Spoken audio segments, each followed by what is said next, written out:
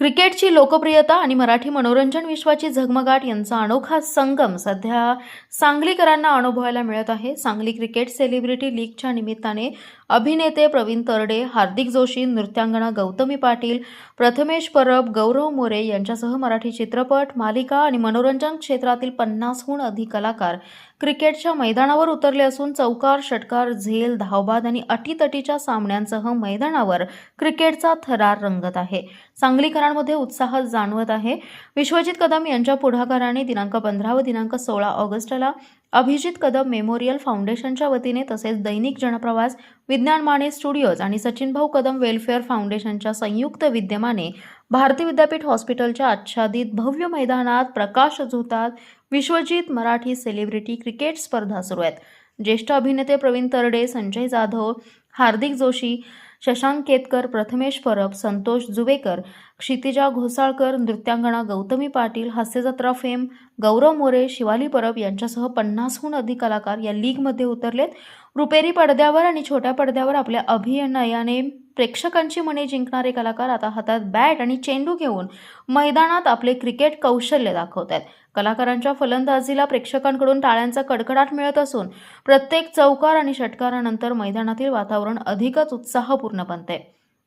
Sangli cricket celebrity league हे केवळ cricket स्पर्धा न राहता क्रिकेट, मनोरंजन आणि चाहत्यांच्या उत्साहाचा मोठा उत्सव ठरत आहे. स्वातंत्र्य दिनानिमित्त बांबवडे येथे आयोजित करण्यात आलेल्या भव्य कुस्ती मैदानात महाराष्ट्रातील नामवंत मल्लांसह स्थानिक मल्लांनी दमदार कामगिरी करत कुस्ती शौकीनांची मने जिंकली आहेत. मानाच्या 6 लाख रुपयांच्या 4 कुस्त्यांसह विविध लढतींनी मैदान गाजले. मैदानातील पहिल्या क्रमांकाच्या 4 मानाच्या कुस्त्यांमध्ये सिकंदर शेखने उमेश मथुरा यांच्यावर गुणांवर मात करत विजय मिळवलाय. स्वर्गीय उपमुख्यमंत्री अजितदादा पवार यांच्या स्मरणार्थ 6 लाख रुपयांचं इनाम असलेली कुस्तीडाव प्रतिडाव करत सुमारे 55 मिनिटे कुस्ती चालली. शेवटी गुणांवर पैलवान सिकंदर शेखला विजयी घोषित करण्यात आले. जी.डी. बापू लाड यांच्या समर्थनार्थ लावण्यात आलेली माऊली कोकाटे विरुद्ध गौरव माचीवाडा ही कुस्ती अत्यंत चुरशीची झाली आहे. तब्बल 14 मिनिटांच्या झुंजीनंतर गौरव माचीवाडने लापेट डावावर माऊली कोकाटेवर विजय मिळवलाय. डॉक्टर पतंगराव कदम यांच्या स्मरणार्थ आमदार डॉक्टर विश्वजित कदम यांच्या वतीने लावण्यात आलेली हिंद केसरी महेंद्र गायकवाड विरुद्ध हिंद केसरी दिनेश गुलिया ही कुस्ती तब्बल 55 मिनिटे रंगली. दोन्ही मल्लांनी सावधपणे तसेच आक्रमक डाव प्रतिडाव करत एकमेकांवर मात करण्याचा प्रयत्न केला. अखेर निर्णायक निकाल न लागल्याने अतिरिक्त 3 मिनिटांचा वेळ देण्यात आला. मात्र त्यातही कोणालाही निर्णायक गुण मिळवता न आल्याने ही कुस्ती बरोबरीने सोडवण्यात आली. स्वर्गीय आमदार संपतराव देशमुख यांच्या स्मरणार्थ लावण्यात आलेली 6 लाख रुपयांची दादा शेळके विरुद्ध शानवीर कोहली ही कुस्तीही अत्यंत चुरशीची झाली. 16व्या मिनिटाला शानवीर कोहलीने एकचाक डावावर दादा शेळकेवर मात करत विजय मिळवला.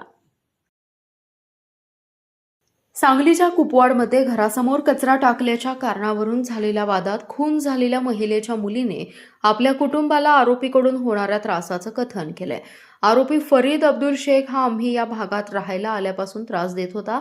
हा एरिया माझा आहे, तुम्ही इथून निघून जा असं म्हणत आमच्या कुटुंबाला तो सतत त्रास देत होता असं म्हणत मुलीने आपली व्यथा मांडत न्यायाची अपेक्षा व्यक्त केली आहे. मृत मनीषा केसरकर यांची मुलगी मनाली केसरेकर हिने कुपवाड MIDC पोलीस ठाण्यात फिर्याद दिली. केसरेकर कुटुंब कुपवाड येथे राहायला आल्यापासून शेजारील फरीद शेख हा इथे राहायचं नाही म्हणून त्रास देत होता. त्यानेच माझ्या आई वडिलांवर हल्ला केलाय. हल्लेखोर फरीद याला फाशीची शिक्षा देऊन आम्हाला न्याय द्यावा अशी कळकळीची मागणी मनाली हिने केली आहे. कुपवाडमध्ये घरासमोर कचरा टाकल्याच्या कारणावरून झालेल्या वादात एका महिलेचा खून तर महिलेच्या पतीवर जीवघेणा हल्ला केल्याची घटना घडली आहे. या घटनेमध्ये गंभीर जखमी झालेला मोहन केसरेकर यांची भाजपचे आमदार गोपीचंद पडळकर यांनी मिरज शासकीय रुग्णालयात जाऊन भेट घेतली आहे. केसरेकर या हिंदू कुटुंबावर झालेला हल्ला हा जिहादी वृत्तीतून झाल्याचा आरोप पडळकर यांनी केलाय. 7 महिन्यांपूर्वीच हे कुटुंब कुपवाडच्या या विघ्नहर्ता शांती कॉलनीमध्ये राहण्यास आलं होतं. तेव्हापासून आरोपी फरीद शेखने या कुटुंबाला त्रास देण्यास सुरुवात केली होती. हिंदू असल्याने तुम्ही इथं राहायचं नाही अशा पद्धतीचा तो मानसिक त्रास या कुटुंबाला देत होता असाही आरोप पडळकर यांनी केलाय. त्यामुळे या आरोपीचा एन्काउंटर करून टाकावा असंही पडळकर यांनी म्हटलंय. खानापूर तालुक्यातील रेणावी घाटातील 2 बसच्या अपघातातील जखमींची भेट घेऊन पालकमंत्री चंद्रकांत पाटील यांनी आस्थेने विचारपूस केली आणि जखमींना दिलासा दिलाय. उपचारात कुठलीही अडचण येणार नाही असं सांगून त्यांनी जखमींना लवकरात लवकर बरं करण्यासाठी डॉक्टरांना सूचना दिल्या. यावेळी जिल्हाधिकारी डॉक्टर मैना घोष, उपविभागीय अधिकारी डॉक्टर विक्रम बांदल, तहसीलदार योगेश टोंपे, वैभव पाटील यांच्यासह अधिकारी, कर्मचारी, रुग्णालयाचे वैद्यकीय अधिकारी व कर्मचारी उपस्थित होते. पालकमंत्री चंद्रकांत पाटील म्हणाले, खानापूर तालुक्यातील 2 बसेसच्या अपघातात 3 जणांचा मृत्यू झालाय. एसटी महामंडळाने त्यांच्या कुटुंबाला त्वरित 10 लाख रुपये देण्याचं ठरलंय. त्या व्यतिरिक्त स्वर्गीय गोपीनाथराव मुंडे अपघात विमा योजनेतून प्रत्येकी 2 लाख आणि मुख्यमंत्री मदत कक्षमधून प्रत्येकी 4 लाख अशा संयुक्त मदतीसाठी कार्यवाहीच्या अनुषंगाने यंत्रणांना सूचना दिल्या आहेत. जखमींच्या उपचाराचा खर्च एसटी महामंडळ करणार आहे. फॉलोअप उपचारासाठी आमच्या ट्रस्टच्या माध्यमातून मदत केली जाईल असंही ते म्हणाले. विटा येथील एका खासगी रुग्णालयात अद्यापही 8 जखमींवर उपचार सुरू असून त्यांची प्रकृती स्थिर आहे.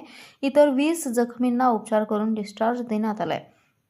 2 जखमींपैकी एकाला कोल्हापूर आणि एकाला कराड उपचाराकरिता पाठवण्यात आले असून त्यांच्यावर उपचार सुरू आहेत. यावेळी भाजपा तालुका अध्यक्ष दाजीभाऊ पवार, संग्राम माने, मयुरेश गुळवणी, अविनाश चौथे, किरण तारळेकर, माजी नगराध्यक्षा मनीषा शितोळे, माजी उपनगराध्यक्षा प्रतिभा चौथे, भाजपा जिल्हा उपाध्यक्ष अंबिकाताई हजारे यांच्यासह रुग्णांचे नातेवाईकही यावेळी उपस्थित होते.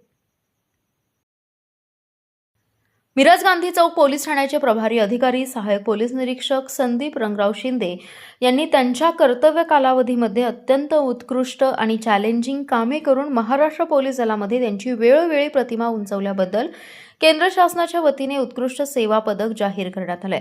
स्वातंत्र्य दिनाच्या औचित्याने 15 ऑगस्ट रोजी राज्य शासनाच्या पालकमंत्री चंद्रकांत पाटील, पोलीस अधीक्षक तुषार दोशी यांच्या हस्ते त्यांना पदक प्रदान करण्यात आले. संदीप शिंदे यांना उत्कृष्ट प्रशासकीय सेवेसाठी यापूर्वीच महाराष्ट्र पोलीस दलातर्फे डीजीपी इन्सिग्निया मेडल 2022 प्रदान करण्यात आले. तसेच त्यांना अहिल्यानगर, धाराशिव, सोलापूर आणि सांगली जिल्ह्यातील शासकीय कर्तव्यात उत्कृष्ट कामगिरी केल्यासाठी वेळोवेळी 44 प्रशस्तीपत्र आणि 467 शासकीय रिवॉर्ड देऊन गौरवले.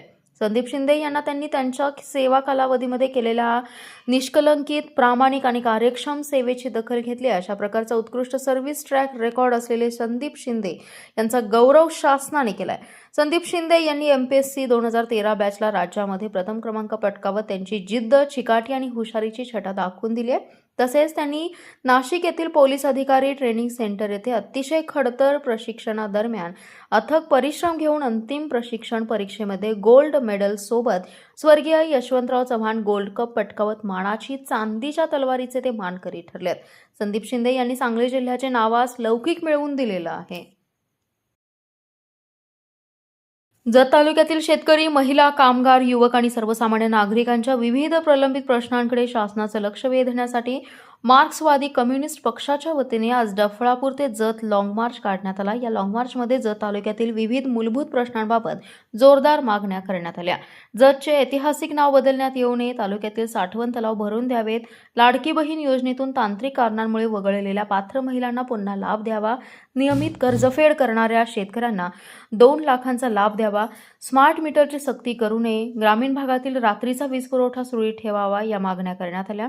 तसेच डफळापूर येथे नवीन पोलीस स्टेशन मंजूर करावे, जत शहरात स्वतंत्र वाहतूक नियंत्रण शाखा सुरू करावी, पोलीस कर्मचाऱ्यांसाठी घरकुल योजना सुरू करावी, जिल्हा परिषद शाळा वाचवाव्यात, बांधकाम कामगारांच्या बंद केलेल्या 20 योजना पुन्हा सुरू कराव्यात, शालेय पोषण आहार कर्मचाऱ्यांची 1000 रुपये मानधन वाढ करून अर्धवेळ स्त्री परिचारकांची 3000 रुपये मानधनवाढ तातडीने करावी, डफळापूरला कायमस्वरूपी पिण्याचे पाणी उपलब्ध करून द्यावे, आशा वर्कर्स आणि गटप्रवर्तकांना किमान 30,000 वेतन द्यावे आणि डफळापूर गावाला गायरान जमीन उपलब्ध करून द्यावी अशा मागण्या करण्यात आल्या.